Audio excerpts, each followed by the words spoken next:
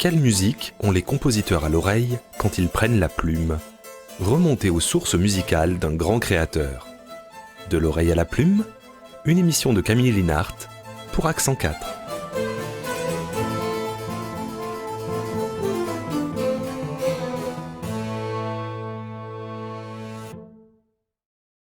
Bonjour à toutes et à tous et bienvenue dans ce nouveau numéro de l'oreille à la plume consacré à Karlheinz Stockhausen. Si le grand mot de génie peut encore, en dépit du poids écrasant que l'histoire a fait peser sur lui, servir à qualifier ne serait-ce qu'un compositeur de notre monde contemporain, c'est bien à la figure de Karlheinz Stockhausen qu'il convient de la poser. Dans l'après-guerre des célèbres cours d'été de Darmstadt, la table rase a liquidé les derniers vestiges de l'ancienne musique avec les ruines de la vieille Europe. C'est à toute la génération de Stockhausen, qui est aussi celle de Boulez, de Berriot, de Nono, qu'il appartient d'édifier un monde nouveau. Plus que tout autre, Stockhausen verra son intelligence artistique et sa technique compositionnelle soulevées par une puissance créatrice littéralement délirante. Cette émulation unique et sans repos le poussera à marquer de son empreinte toutes les voies musicales majeures de son temps et à ouvrir celles des générations futures. Stockhausen naît en 1928 et c'est à l'horizon de la vingtaine qu'il peut prendre connaissance d'une musique d'avant-garde qu'en tant qu'Allemand, il n'a pu parfaitement connaître durant la guerre. Alors cette musique, où en est-elle ? Elle connaît une utilisation dominante du système dodécaphonique sériel. Et de quoi s'agit-il ? Eh bien de l'organisation d'un discours musical atonal en série de 12 sons, soit toutes les notes disponibles au sein de l'octave. Aucun son ne revient tant que les 11 autres n'ont pas été utilisés, ce qui empêche des polarités de se créer. Très moderniste, ce système seul n'empêche cependant pas une écriture souple, un certain lyrisme ou des éléments thématiques. Ainsi qu'en témoigne cette œuvre du très jeune Boulez, la sonatine pour flûte et piano, dont nous allons entendre le deuxième mouvement, interprété par Pierre-Laurent Aimard au piano et Sophie Chérier à la flûte sur un disque Apex.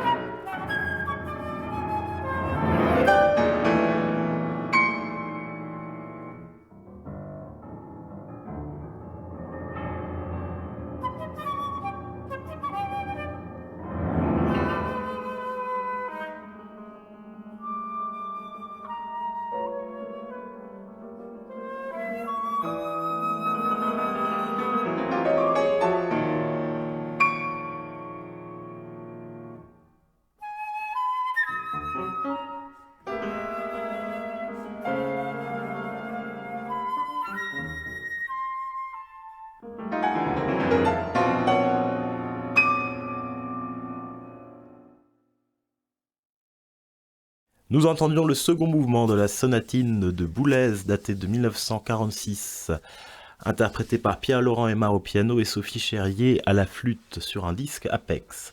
Alors quelques années après cette sonatine de Boulez, le non moins jeune, voire même plus jeune, Stockhausen compose une œuvre à laquelle il donne le même nom, mais cette fois-ci pour violon et piano.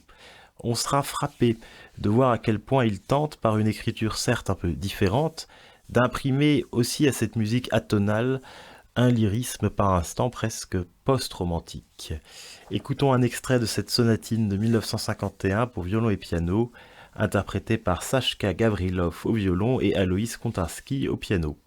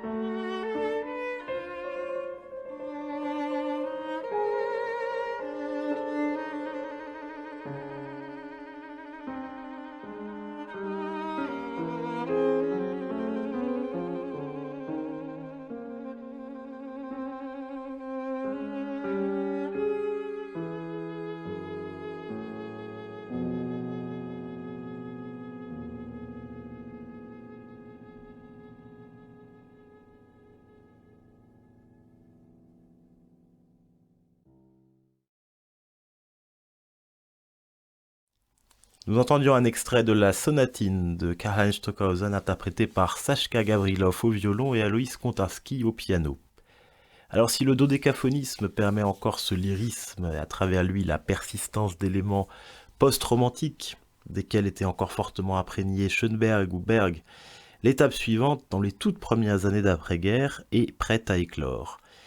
Et on en trouve l'origine chez le troisième des trois grands compositeurs de l'école de Vienne, qui est Anton Webern, moins post-romantique que ses deux confrères. Mais c'est finalement un compositeur pourtant étranger à la pratique dodécaphonique qu'il reviendra, le temps d'une petite œuvre décisive, de précipiter l'entrée de la musique dans l'ère de ce qu'on appellera le sérialisme intégral. En 1948, Messiaen compose Mode de valeur et d'intensité, œuvre pour piano dans laquelle il utilise des échelles de rythme et d'intensité dynamique, comme s'il s'agissait simplement d'échelles de hauteur de notes. Jusqu'ici différenciés, tous les paramètres musicaux semblent pouvoir être traités pour la première fois d'une même façon par l'écriture. Je vous propose d'entendre l'intégralité de cette œuvre, assez courte, Mode de valeur et d'intensité, interprétée par Luca Trabucco au piano sur un disque Phoenix.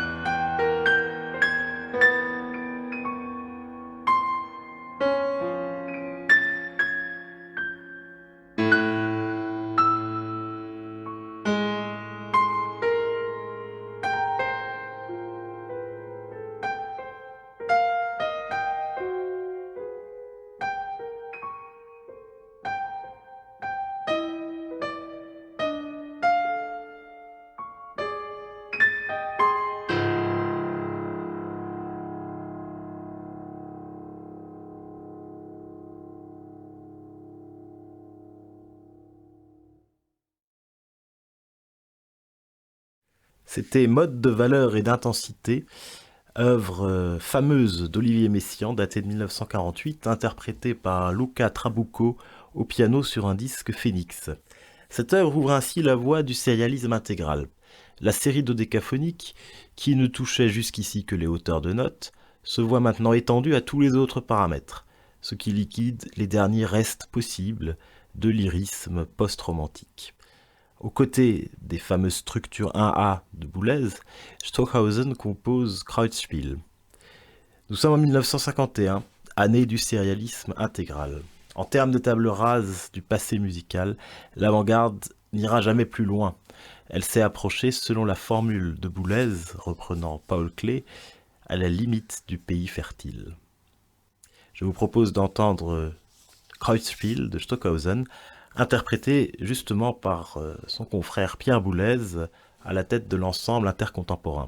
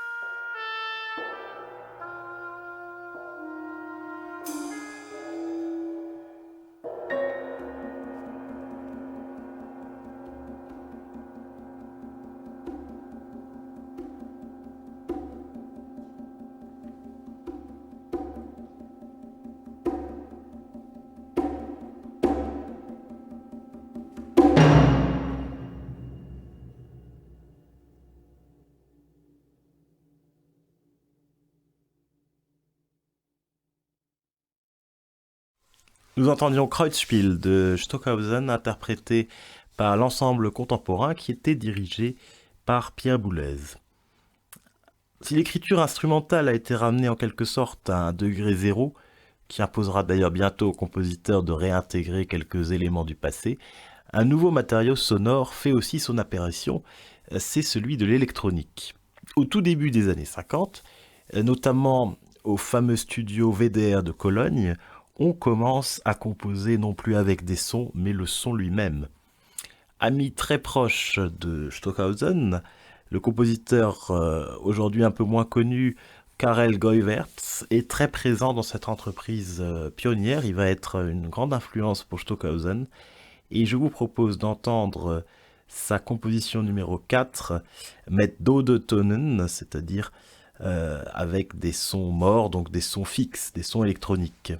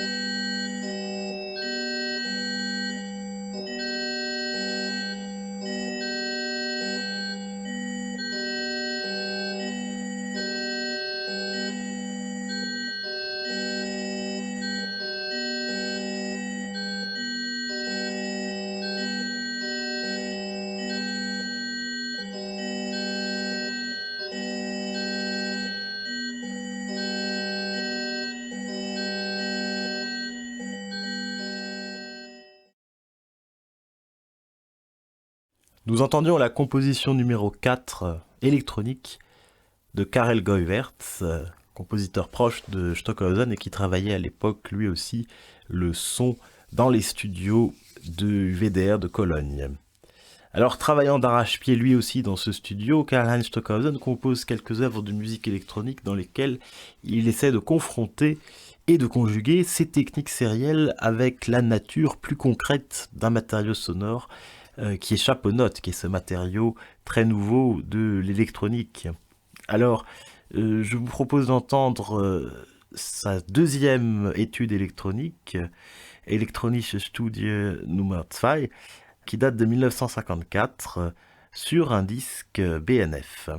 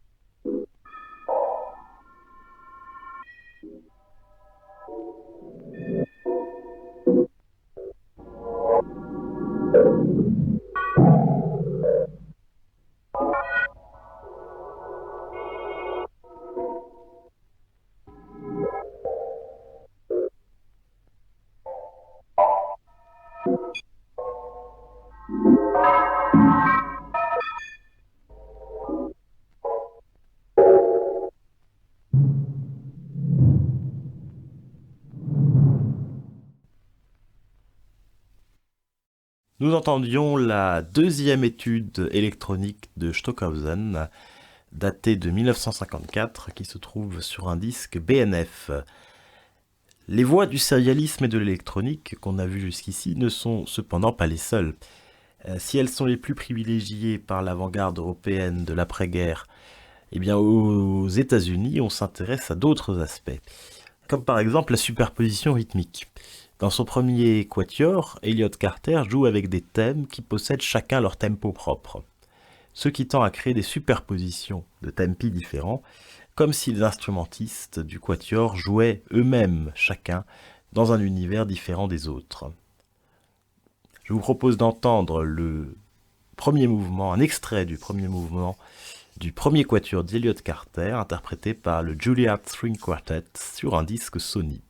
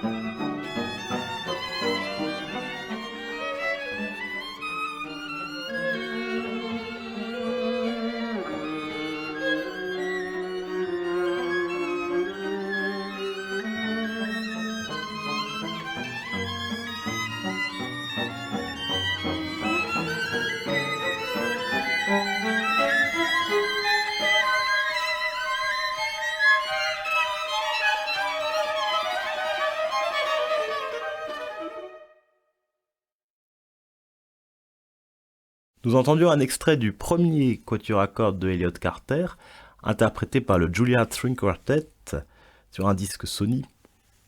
Alors ces techniques de superposition rythmique qu'on a entendues, elles ont intéressé Stockhausen, mais il y a chez lui, et il y aura toujours, un sens qui est d'ailleurs très germanique du monumental.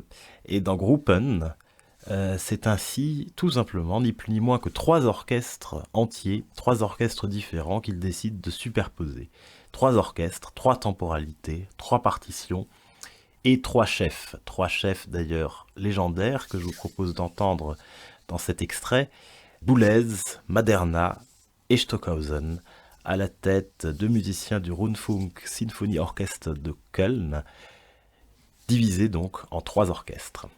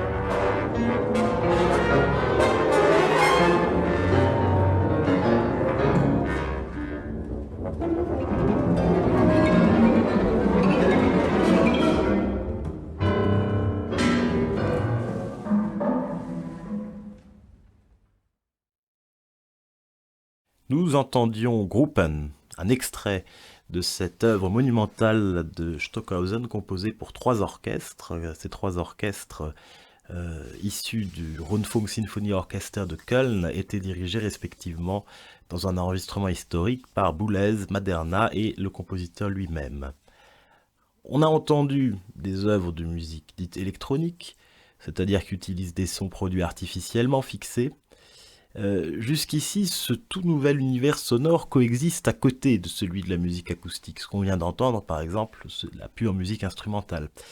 Un grand compositeur qui a été le pionnier de la musique électronique, en quelque sorte, Edgar Varèse, a cependant éprouvé le vif désir de faire se rencontrer les deux univers. C'est le cas dans une œuvre qu'admirait Stockhausen, Désert, œuvre qui mêle la musique électronique avec la musique instrumentale, la musique orchestrale, œuvre qui a d'ailleurs causé un grand scandale à sa création, et dont je vous propose d'entendre un extrait, interprété par le Royal Concertgebouw Orchestra, avec à sa tête Riccardo Chailly, et c'est un disque Decca.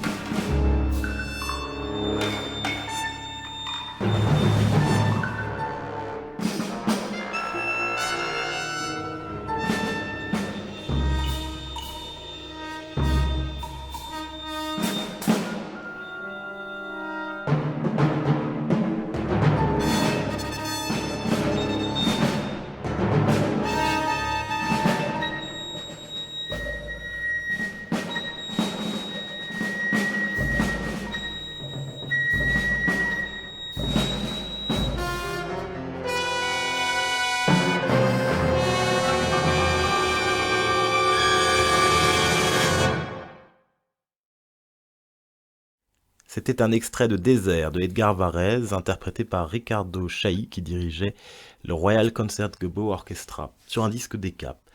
D'un point de vue de l'écriture, ou même du point de vue technique, cette rencontre des sons électroniques et des sons instrumentaux ne va pas de soi, et nécessitait quelques expérimentations et tâtonnements. D'ailleurs, vous aurez remarqué que chez Varèse, il s'agit d'interpolation pour être exact, et non d'un réel mélange. On fait successivement entendre ces types de sons différents. Et bien marqué par les expériences de Varèse, Karlheinz Stockhausen va parvenir à donner à ce qu'on appellera bientôt la musique mixte son premier chef-d'œuvre. Et je vous propose d'en entendre un extrait, Contact, le contact de ces deux mondes, le monde instrumental, percussion et piano, et le monde des sons électroniques, une pièce inouïe dont cet extrait nous est interprété par Johnny Axelson à la percussion et Friedrich Uhlen au piano sur un disque Caprice.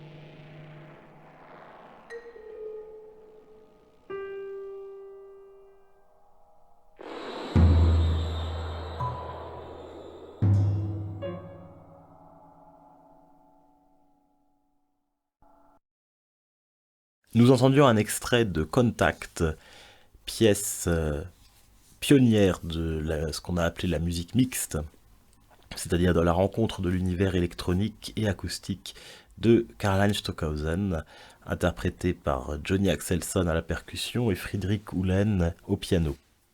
Malgré toutes ces innovations, le monde instrumental recèle à cette époque-là encore quelques perspectives, heureusement, pas forcément sur le plan de l'organisation des systèmes d'écriture, qui semble avoir été un peu épuisé par le sérialisme, mais du côté des sonorités elles-mêmes. À cet égard, certains compositeurs, bien qu'anciens, ne vieillissent guère et continuent de demeurer à certains égards des modèles pour les compositeurs de cette époque. C'est le cas de Claude Debussy, par exemple, dont l'usage instrumental, par exemple, du piano, continue de fasciner. Et de fasciner notamment Stockhausen. Je vous propose d'entendre à cet égard Feu d'artifice, prélude du deuxième livre des préludes, interprété par Pierre-Laurent Aimard, qu'on retrouve au piano sur un disque Deutsche Grammophon.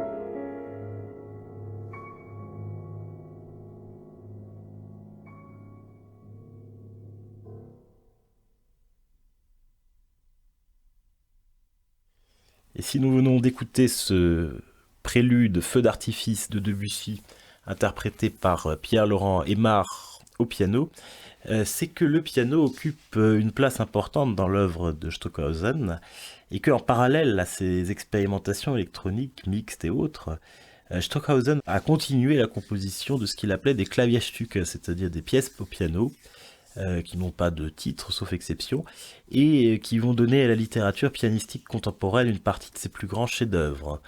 J'aimerais vous faire entendre un extrait du 10e Klavierstück qui joue sur des effets de masse sonore et de résonance assez proches de ce qu'on a entendu dans l'œuvre précédente de Debussy. Aloïs Kontarski est au piano.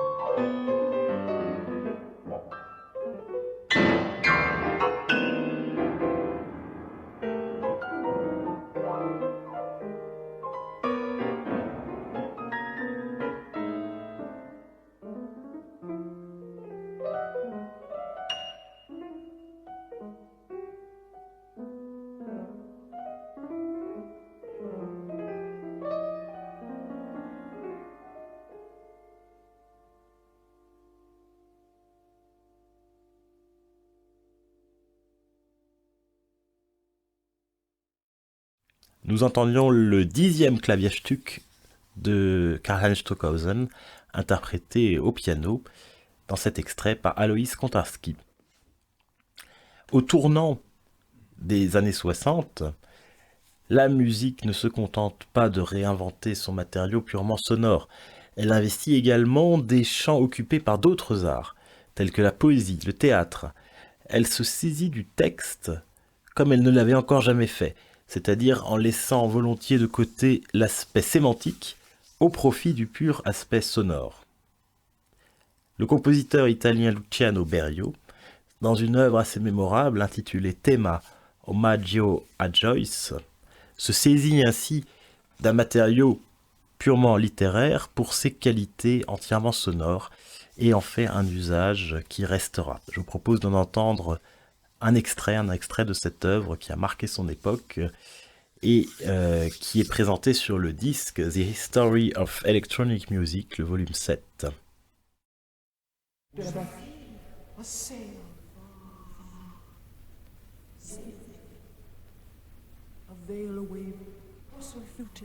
The spikes winding cold, silent wrists. I feel so lonely,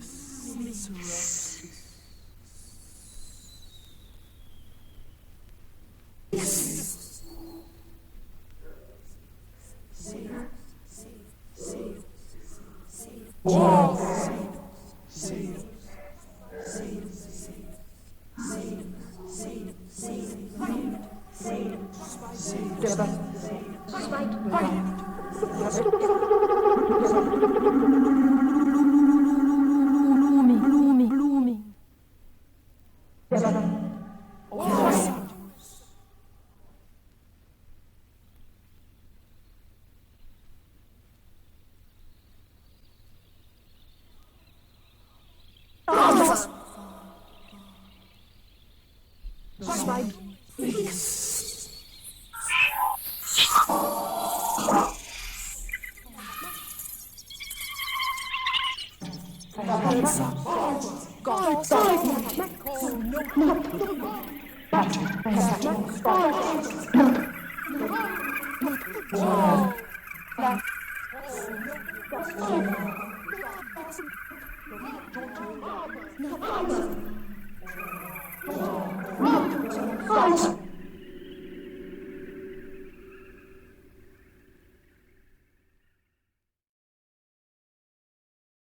Nous entendions de Luciano Berio Tema, Omaggio a Joyce, œuvre pionnière de pratique qui consiste à s'emparer d'un matériau textuel pour ses qualités non pas sémantiques mais purement musicales et qui se trouve sur le disque d'anthologie The History of Electronic Music, le volume 7.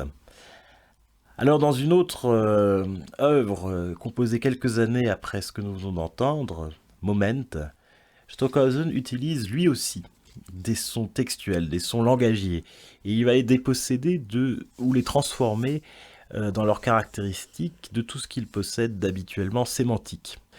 Outre les voix, ce sont des gestes sonores, comme l'étonnant début qui frappa le public par l'intégration des applaudissements au matériau musical lui-même.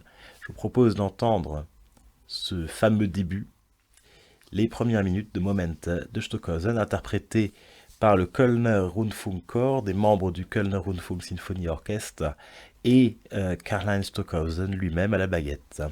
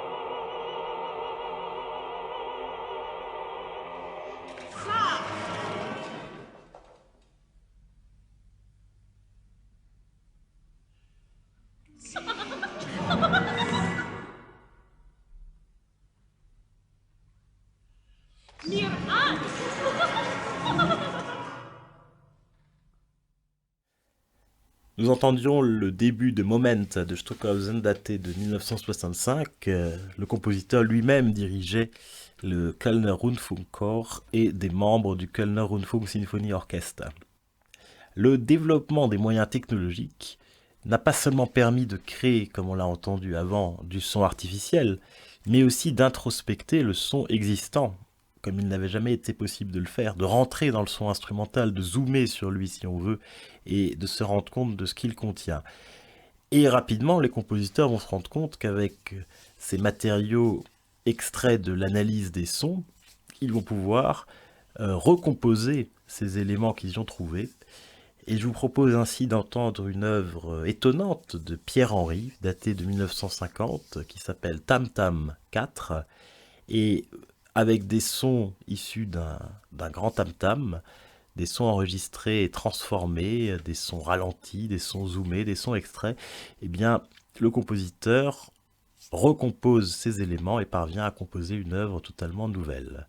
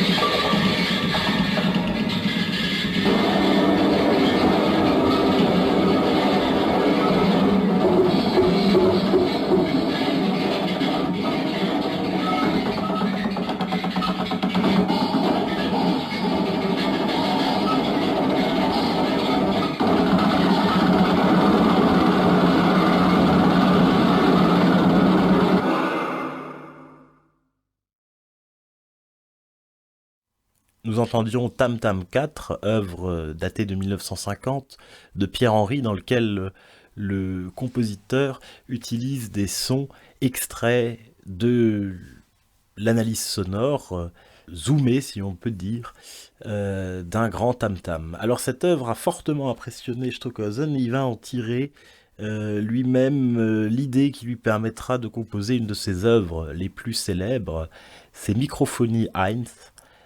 Cette œuvre, là aussi, va chercher le son d'un tam-tam, donc respectant un protocole très particulier, avec un certain nombre d'instruments électroniques, d'instruments d'analyse électronique et de retransmission du son. Il va être possible à des percussionnistes, à des techniciens sonores, de mettre en œuvre cette pièce étonnante qui permet de faire entendre des sons de tam-tam comme on ne les avait jamais encore alors perçus. Je vous propose d'entendre un enregistrement réalisé par Steven Schick et James Avery de cette œuvre Microphonie Heinz.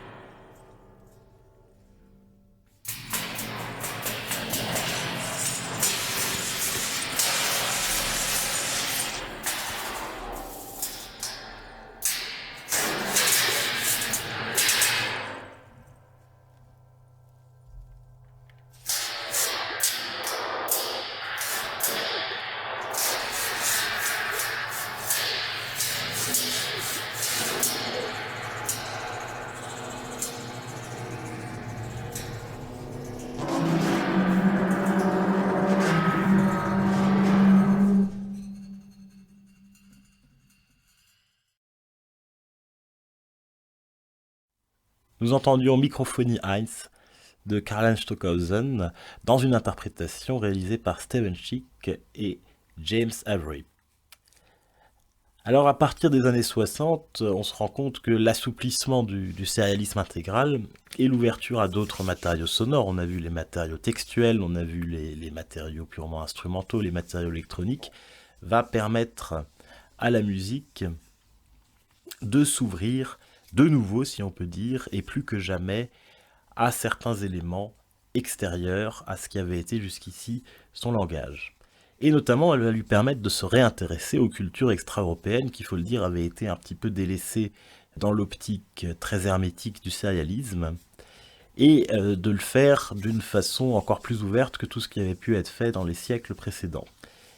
C'est ainsi qu'on va s'intéresser, par exemple, à des phénomènes musicaux qui paraissent assez incroyables à nos oreilles occidentales. Parmi elles, le chant diphonique des Touvains. Alors les Touvains sont un peuple d'origine turque qui vit en Sibérie, un assez petit peuple, mais qui est connu pour son chant diphonique. Et le chant diphonique, c'est une technique qui permet, ce que naturellement on ne peut bien sûr pas faire, qui permet de chanter simultanément deux sons. Une même personne qui chante simultanément deux sons. C'est très étonnant et je vous propose d'entendre un extrait de ce chant diphonique qui a été capté lors d'une conférence qui était consacrée à ce phénomène à Baltimore en 2016. Sınmıyık turlavalgan sınnar ede şaylaklarına sınnar ede şaylaklarının sığırması yolları biz uydumur.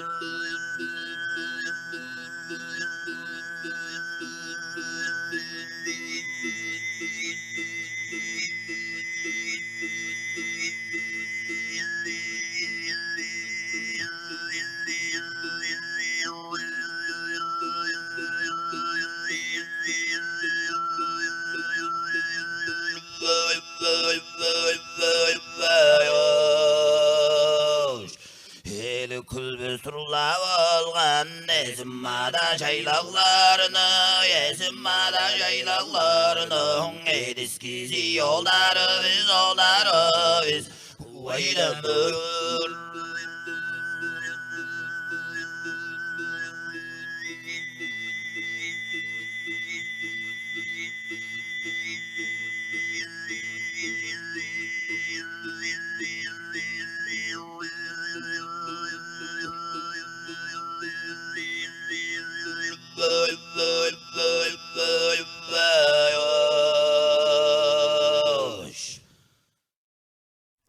C'était un extrait d'un chant diphonique touvain.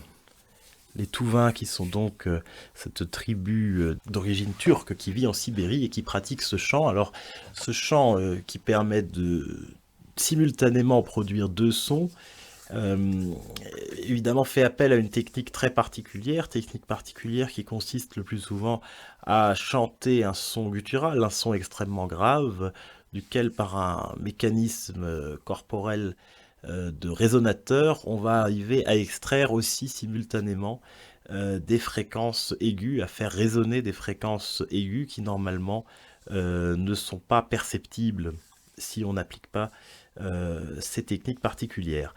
Stockhausen va être extrêmement intéressé par ces pratiques et il va en résulter pour lui une œuvre qui sera parmi ses plus célèbres qui s'appelle Stimmung.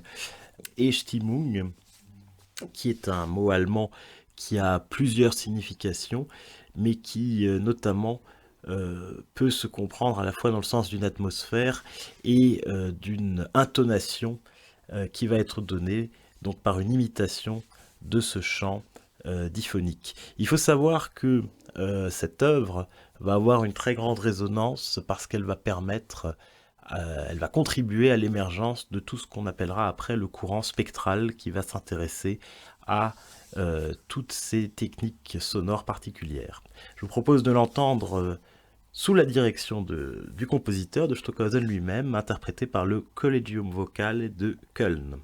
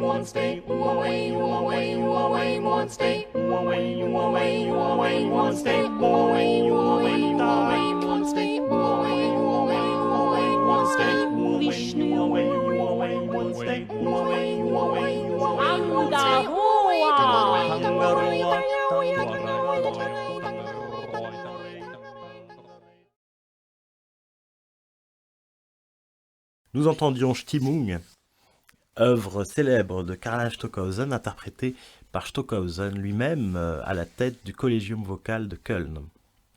Alors, une grande partie de la carrière de Stockhausen, en tout cas la partie de sa jeunesse, va encore être accompagnée, si on peut dire, de la figure tutélaire d'un géant de l'époque précédente, qui a eu une très longue vie, qui est Igor Stravinsky. Stravinsky sera un peu converti au sérialisme par Stockhausen, par l'admiration qu'il portera aux œuvres de son cadet, et continuera d'accompagner son cheminement par ses critiques et ses conseils. Alors, Stockhausen appréciait certaines œuvres de son aîné, de Stravinsky, et je vous propose d'en entendre une en particulier, qui est le concerto pour 2 pianos seuls, dont nous allons entendre un extrait qui est interprété par Katia et Marielle Labec sur un disque Deutsche Grammophon.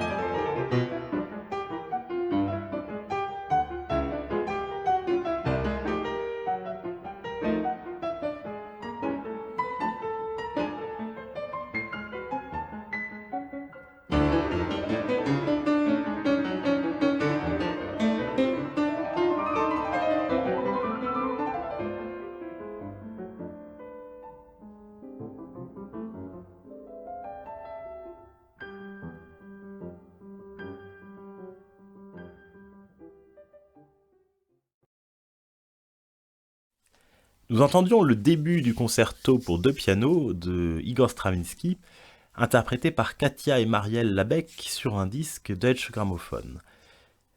Stockhausen a encore bien pu connaître Stravinsky, il a pu apprécier ses œuvres et on note non pas une affiliation directe dans le fond de son esthétique, mais on note sur certains aspects sonores parfois des références à Stravinsky. Et notamment, on va en entendre dans l'œuvre qui va suivre et qui est peut-être par ailleurs le chef-d'œuvre de Stockhausen, enfin il y en a beaucoup, mais un des grands chefs-d'œuvre de Stockhausen qui s'appelle Mantra.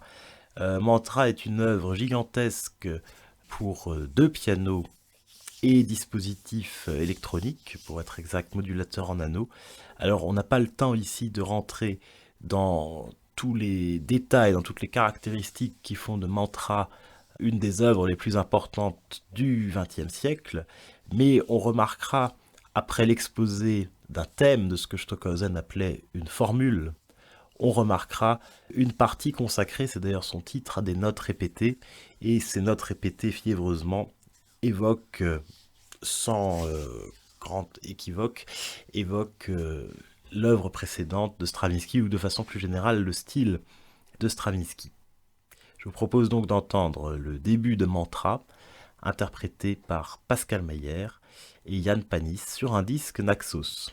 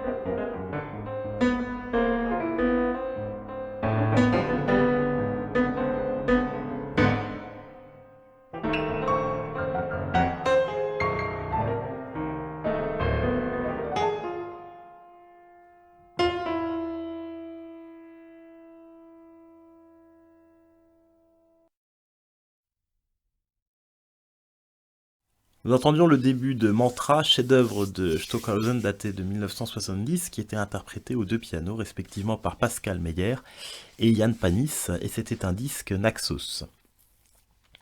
Stockhausen, on l'a vu, a un intérêt, une fascination pour tous les types de matériaux sonores possibles.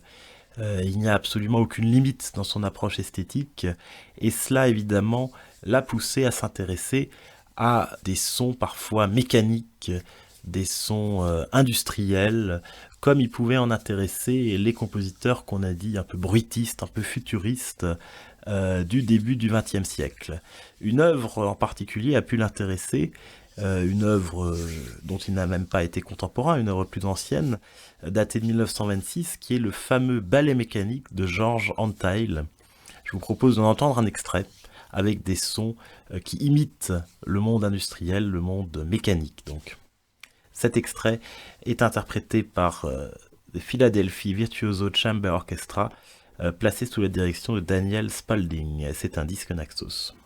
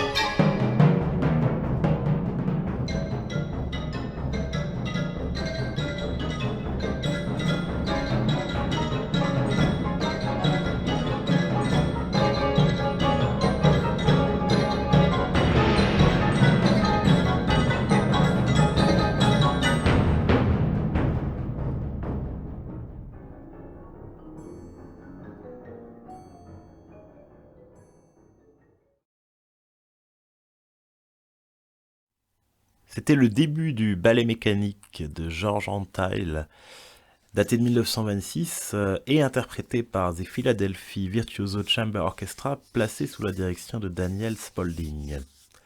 Stockhausen avait une fascination pour ces sons, pour tous les sons d'ailleurs, mais aussi pour ces sons bruités, ces sons mécaniques, et cette fascination-là va le pousser à accomplir dans la dernière partie de sa carrière, en 1995, une œuvre qui dépasse la commune mesure et qui sera extrêmement médiatisée, qui est ni plus ni moins que le Helicopter Quartet, c'est-à-dire un quatuor pour 4 musiciens et 4 hélicoptères. Les musiciens étant placés littéralement chacun dans un hélicoptère et enregistrés en simultané.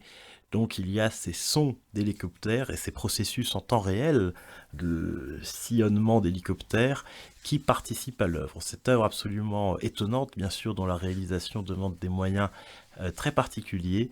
Je vous propose, pour conclure cette émission, d'en entendre un extrait avec le Quatuor Arditi disséminé donc dans 4 hélicoptères.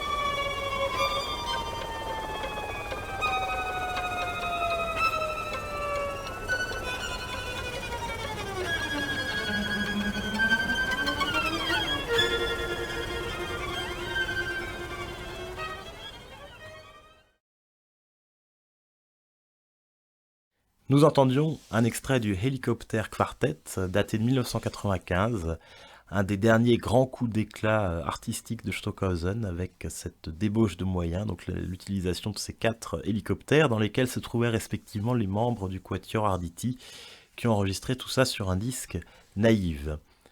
Cette émission consacrée à Karlheinz Stockhausen touche à sa fin. Un grand merci de l'avoir suivi. Je vous dis à très bientôt pour un nouveau numéro de l'Oreille à la Plume, mais en attendant, si vous êtes intéressé par Accent 4, la radio classique en Alsace, n'hésitez pas à vous rendre sur accent4.com. Vous y trouverez informations, possibilités d'abonnement ou de soutien par un don.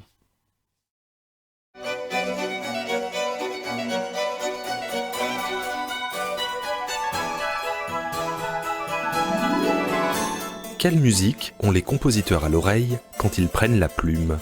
Remontez aux sources musicales d'un grand créateur.